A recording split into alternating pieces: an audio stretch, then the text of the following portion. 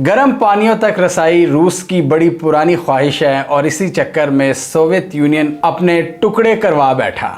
आपको याद होगा सोवियत वॉर, जिसके हवाले से बहुत से लोग ये समझते हैं कि वो पाकिस्तान की तरफ आ रहे थे और उनका निशाना था पाकिस्तान के समंदर, अरेबियन सी, गर्म पानियों तक रसाई, ताकि उनकी स्ट्रेटेजिक रीच में इजाफा हो सके। सोवियत्स का ये प्लान उस वक्त था भी कि नहीं, बहरहाल उसको वो मिलिटरीली तो हासिल नहीं कर सके, लेकिन अब रशिया ऑफिशियली चाह रहा है, पाकिस्तान और इंडिया को बहुत अग्रेसिवली इंगेज कर रहा है कि इंडियन ओशन तक की एक्सेस मिले उन्हें, और उसके लिए उनके पास एक और पार्टनर है जिसका नाम है ईरान। लेकिन ईरान की मजबूरियों का आपको मेरे से ज्यादा पता है। तो आज की इस वीडियो में हम जानने की कोशिश करेंगे रशिया के एम्बिशंस, पुतिन क्या सोचते हैं इस बारे में, और इस हवाले से रशिया के डिप्टी प्राइम मिनिस्टर का क्या फ्रेश बयान आया है पाकिस्तान और इंडिया के हवाले से। इसमें दो डेवलपमेंट्स हैं जो बहुत इंटरेस्टिंग डेवलपमेंट है, और इस हवाले से हम एक और पुतिन के बयान को याद करेंगे जो 2 साल पहले उन्होंने कहा था, किस तरह वो लिंक करती है और रशिया क्या मंसूबे बना रहा है यूएस इन्फ्लुएंस को काउंटर करने के लिए और इंडियन ओशन रीजन में अपनी रीच को बढ़ाने के लिए। आइए जानते हैं, बहुत मजा आएगा।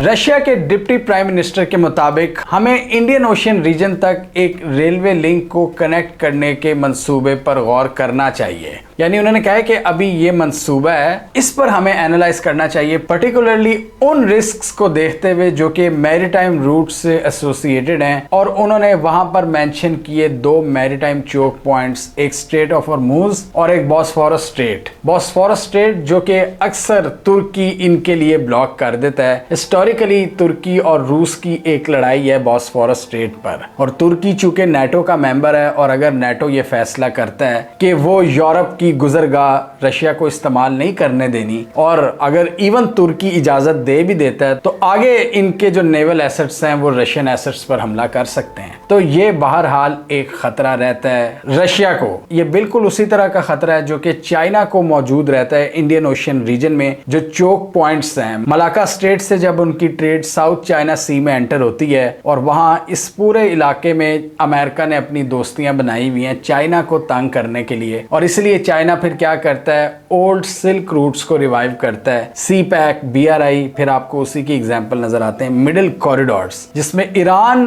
रूस, चाइना अग्रेसिवली काम कर रहे हैं ताकि इनकी सैंक्शंस को, इनके चोक पॉइंट्स को डिफाई किया जाए। तो रूस की थ्रेट परसेप्शन है यूरोप के ट्रेड रूट्स के थ्रू, ये जो बॉस्फोरस स्ट्रेट है जो कि तुर्की से गुजरती है, और चाइना की ये Indian ocean region Malacca strait वाली, जिसको हमने बहुत एक्सप्लेन किया हुआ है। तो ये जो एशियाई पावर्स हैं ये मिडिल कॉरिडोर्स का इस्तेमाल चाहती हैं। एक मिडिल कॉरिडोर तो हमने देखा था रूस और ईरान के दरमियान, और अब रूस ने एक नई चीज उसमें प्रपोज कर दी है, एक रेलवे लिंक जो कि पूरे सेंट्रल एशिया को कनेक्ट करेगा और साउथ एशिया तक जाके खत्म होगा। और मजे की बात यह है कि रूस ने उसमें प्रपोज कर दी है कि पाकिस्तान और इंडिया दोनों शामिल हों, क्योंकि अगर रूस ने इंडिया को बाय लैंड कनेक्ट करना है तो उसके लिए पाकिस्तान को भी शामिल करना पड़ेगा। और इसलिए आप याद करें 2 साल पहले हमने इस वीडियो में एक्सप्लेन किया था पुतिन ने क्या कहा था। पुतिन ने क्या कहा था कि अब international north south transport corridor में पाकिस्तान को भी शामिल हो जाना चाहिए, क्योंकि पाकिस्तान की शमूलियत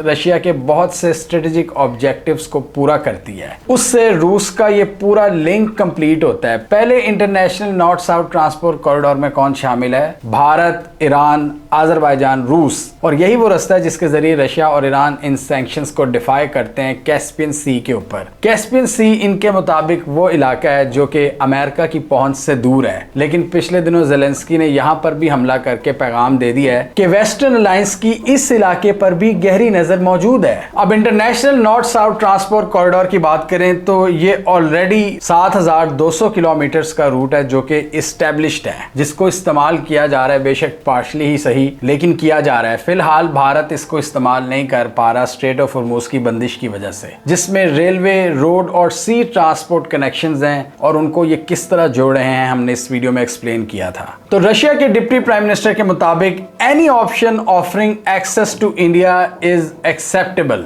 इनके मिनिस्टर के मुताबिक via Turkmenistan, Iran, Afghanistan, and Pakistan any option offering access to India is acceptable, यानी उनके जो उनका प्रपोजल है उसमें इंडिया और पाकिस्तान दोनों शामिल है, उनकी लैंड कनेक्टिविटी शामिल है। जबकि भारत और पाकिस्तान ये सोच रहे हैं कि क्या हमें भी पता है इस आइडिया का। यानी आपको पता है कि इन दोनों की कितनी सख्त दुश्मनी है। पाकिस्तान ने पिछले साल के बाद से लेकर अब तक भारत की जो एयर एक्सेस है वो खत्म कर दी हुई है। भारत वो सिंकियांग और सेंट्रल एशिया से उड़ना चाहता है, वहां से फ्लाइट रूट्स को शॉर्टन करना चाहता है, जो कि पाकिस्तान की वजह से इनके लंबे हो गए हैं रूट्स। और पाकिस्तान ने भारत को लैंड एक्सेस बहुत पहले की खत्म की हुई है, यानी सेंट्रल एशिया को आप पाकिस्तान के रास्ते कनेक्ट नहीं कर सकते। और ये भारतीयों का एक बड़ा पुराना दुख है। ये पार्टीशन की जब बात करते हैं तो कहते हैं यार पाकिस्तान की वजह से हमारा सेंट्रल एशिया से राब्ता मुनक़ता हो गया है, और इसलिए फिर वो ख्वाब देखते हैं कि सियाचिन पर जब हम कब्जा कर लेंगे तो फिर वहां से हम वखान कॉरिडोर को टच करेंगे और वहां से सेंट्रल एशिया तक जाएंगे। मतलब अगर आप कब्जा कर भी लेते हैं तो रोड्स कैसे बिछाएंगे, यानी एक बेहुदा आइडिया है जो कि कभी पूरा नहीं हो सकता, क्योंकि पाकिस्तान ने ये लैंड एक्सेस जो कि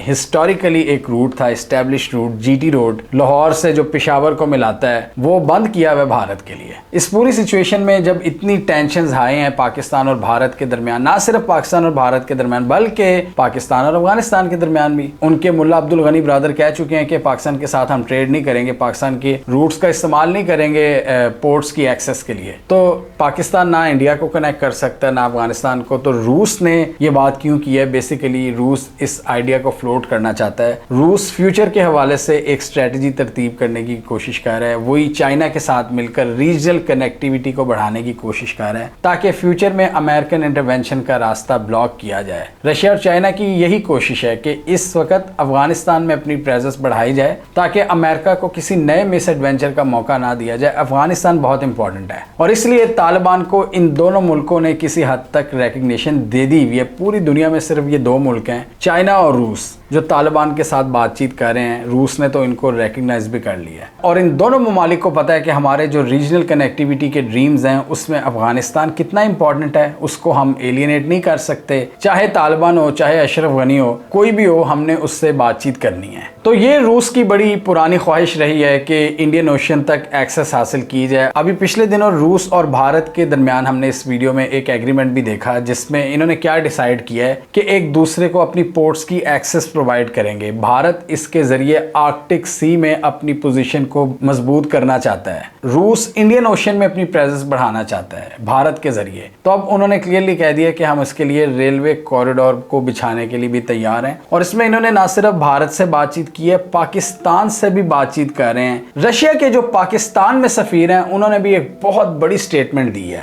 उन्होंने कहा कि पाकिस्तान और रूस रेलवे सर्विसेज को एस्टैब्लिश करने के लिए भरपूर कोशिशें कर रहे हैं जो मॉस्को और कराची को कनेक्ट करेगा। ये अपनी नौयत की पहली फ्रेट रेल सर्विसेज होंगी जो कि उनके मुताबिक मॉस्को को कराची और फैसलाबाद से कनेक्ट करेंगी। यानी फैसलाबाद में आपको पता है पाकिस्तान की बहुत सी इंडस्ट्री है, पाकिस्तान की जो गारमेंट इंडस्ट्री है सारी, तो उसकी जो एक्सपोर्ट्स हैं जो पाकिस्तान रूस को करता है, रूस उसके लिए एक वे ढूंढ रहा है। इससे पहले हमने देखा था पाकिस्तान और रूस के दरमियान एक Pakistan stream gas pipeline project जो कसूर से लेकर कराची तक पाइपलाइन बिछनी थी गैस की, जिसको रूस ने बनाना था। वो प्रोजेक्ट भी अभी तक स्टार्ट नहीं हो सका सैंक्शंस के डर की वजह से, क्योंकि रूस पर सैंक्शंस हैं। तो जब से ये रशिया यूक्रेन जंग शुरू हुई है, रूस पर सैंक्शंस मजीद ज्यादा हुई हैं। पाकिस्तान ने इस मंसूबे को फिलहाल बैक सीट पर डाल दिया है। नॉर्थ साउथ पाइपलाइन प्रोजेक्ट, उसका प्लान ये है कि रूस पाकिस्तान में पाइपलाइन फैसिलिटीज को बिछाएगा और रशिया अपनी रिफाइनरीज बिल्ड करेगा पाकिस्तान में, कराची से कसूर तक। तो ये बहुत इंटरेस्टिंग बयान आया है रशिया के सफीर का कि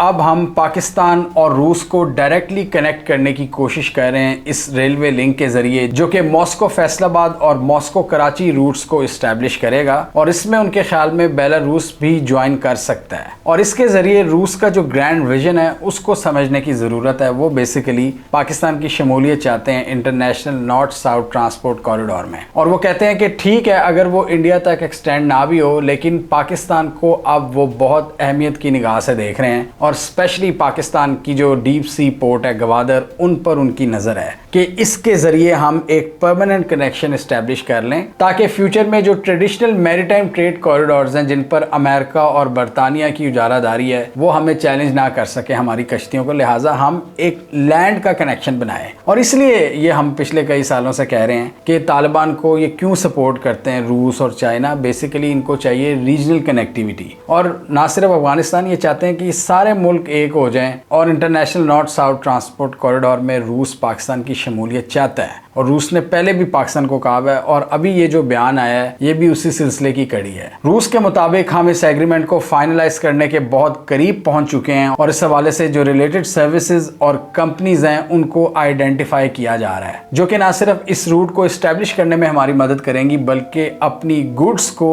इस रूट के जरिए एक्सपोर्ट करेंगी और इंपोर्ट करेंगी। फिर इसके लिए बड़ी मिकदार में आपको इन्वेस्टमेंट भी चाहिए। इस रेलवे कॉरिडोर के हवाले से उनकी भारत से अलहदा बातचीत हुई है और पाकिस्तान से अलहदा। तो देखते हैं कि क्या पुतिन पाकिस्तान और भारत को एक ही ट्रेड कॉरिडोर के अंदर जोड़ पाते हैं या नहीं। और यहाँ पर इनके डिप्टी प्राइम मिनिस्टर ने स्पेसिफिकली मेंशन किया इन चोक पॉइंट्स को जो कि इनकी ट्रेड को मुतासिर कर रही हैं और मजीद कर सकती हैं, जैसा कि बॉस्फोरस स्ट्रेट इनको मेडिटेरेनियन की एक्सेस देती है, और स्ट्रेट ऑफ हॉर्मुज एक और अहम चोक पॉइंट जो कि ग्लोबल एनर्जी के लिए बहुत ज़रूरी है। इन दोनों को मेंशन किया रूस ने, और रूस पाकिस्तान की पोर्ट्स तक अब रसाई चाहता है, जिसके ज़रिए रूस ये समझता है कि बहुत से मसाइल हल हो सकते हैं। तो ये बड़ी एक इंटरेस्टिंग सिचुएशन है कि ना सिर्फ चाइना गवादर को अहमियत की निगाह से देखता है बल्कि रूस की भी गहरी नज़र है। और ये दो अहम पावर्स हैं इस रीजन की जो कि पाकिस्तान के साथ अपने ताउन बढ़ाना चाहती हैं, पाकिस्तान के साथ ट्रेड एंड कनेक्टिविटी में इजाफा चाहती हैं। ये पाकिस्तान पर है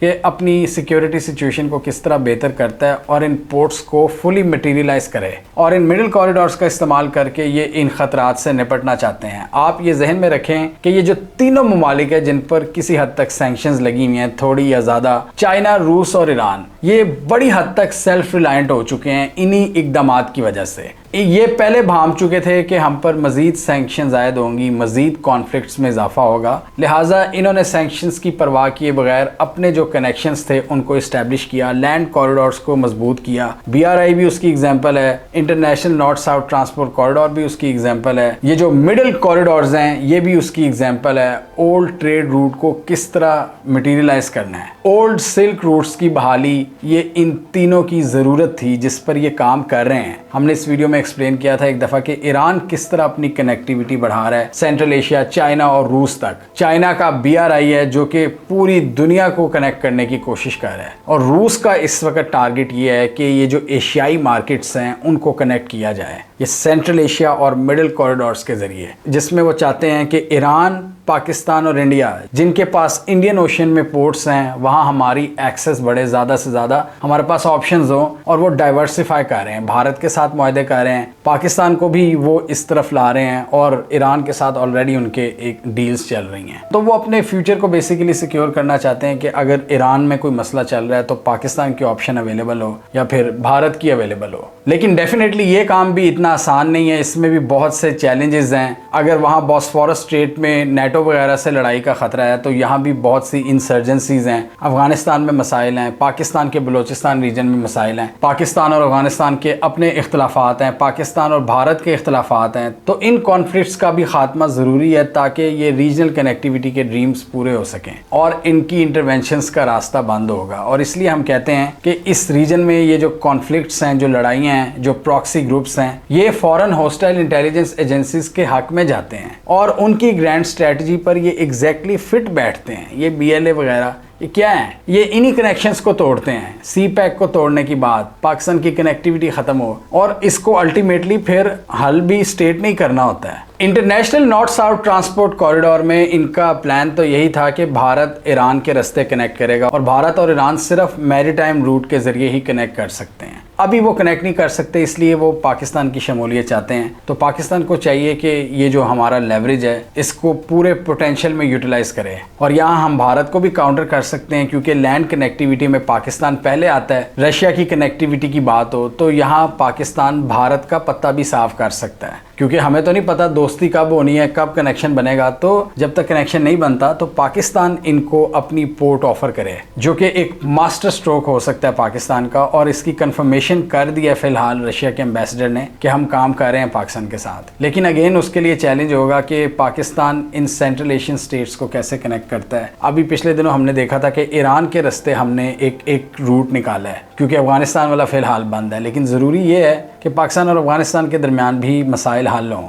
हमें कमेंट सेक्शन में बताइए आपके ख्याल में क्या international north south transport corridor में पाकिस्तान ऑफिशियली शामिल हो चुका है, और क्या रूस की ख्वाहिशात के मुताबिक पाकिस्तान और भारत एक ही ट्रेड रूट में होते हुए मिलकर काम कर सकते हैं सिर्फ उस हद तक, या आपके ख्याल में इस रूट में पाकिस्तान की अहमियत अब भारत से ज़्यादा बढ़ गई है? जैसा कि पुतिन ने 2 साल पहले कहा था कि पाकिस्तान को अब ये ट्रांसपोर्ट कॉरिडोर ज्वाइन कर लेना चाहिए। तो आपके ख्याल में आने वाले सालों में ये कितना कामयाब होगा या फिर ये वेस्टर्न साजिशों का शिकार हो जाएगा? कमेंट कीजिए। इसके अलावा हमारा यूट्यूब चैनल सब्सक्राइब कर लो, साथ ही वो बेल आइकॉन भी दबा लें ताकि वो स्टोरीज दुनिया भर से पाकिस्तान से जिनकी मेन स्ट्रीम मीडिया पर प्रॉपर कवरेज नहीं होती हमारे प्लेटफॉर्म के थ्रू अब तक टाइम पर पहुंच जाएं।